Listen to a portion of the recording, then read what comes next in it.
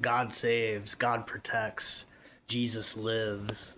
The reason I know that he lives is because I started reading the Bible and I started applying it to my life. I didn't consider it to be a fairy tale. I didn't consider that they said this, but maybe they meant this or that. I legitimately took it for what it said at face value. And so with that being said, I was driving down the road in roughly 2013. I was late for work. There was virgin snow on the road. We had probably 12 or 14 inches. It was a pretty heavy snow. I was late for work. I worked in manufacturing at the time. I had a coworker with me with a 9-year-old son, and I was driving incredibly too fast. I had a Jeep at the time. It had brand new tires on it, lift kit, thought it was amazing, right?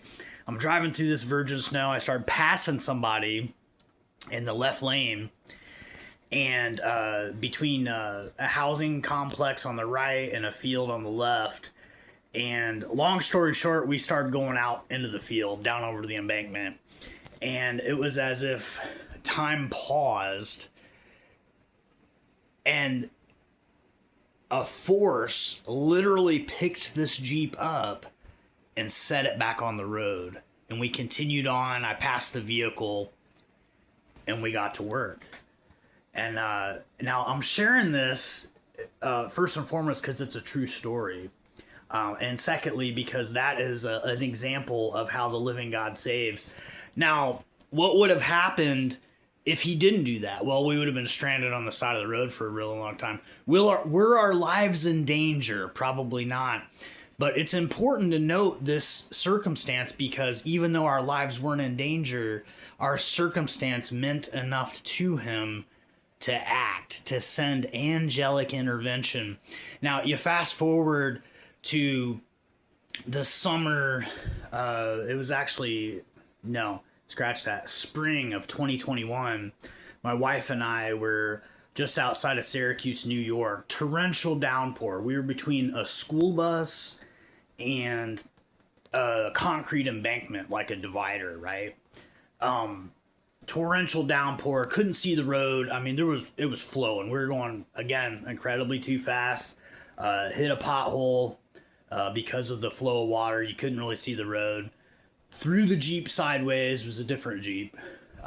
Not that matters, but in any event, threw it sideways, and we totally would have started rolling down the street, right? And again, it was like time paused, and I just, it's like a hand or something just grabbed it and set it straight again on that road. And we continued on our way, and the rain ended up stopping pretty quickly.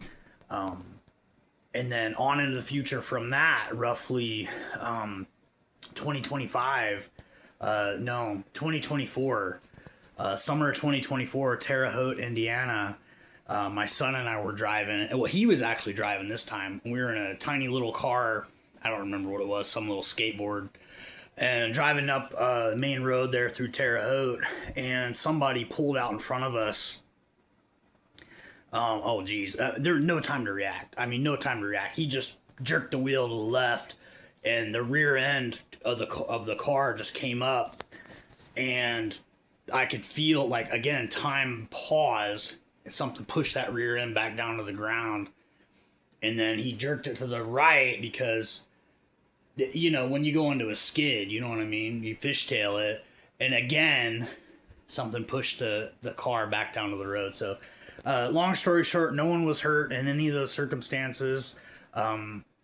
Whether our lives were in danger or not, probably not the first one, but the second two, definitely. It was heavy traffic, especially in the second and the third one. But my point is the Lord lives. Jesus Christ lives.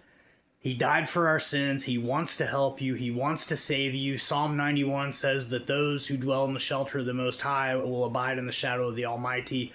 The Lord is my refuge and my fortress. And that means every single thing, the way that it's read out, it means exactly that, our fortress. There's so much symbolism in that, but it's legitimately, it means what it says. Grace and peace to you guys.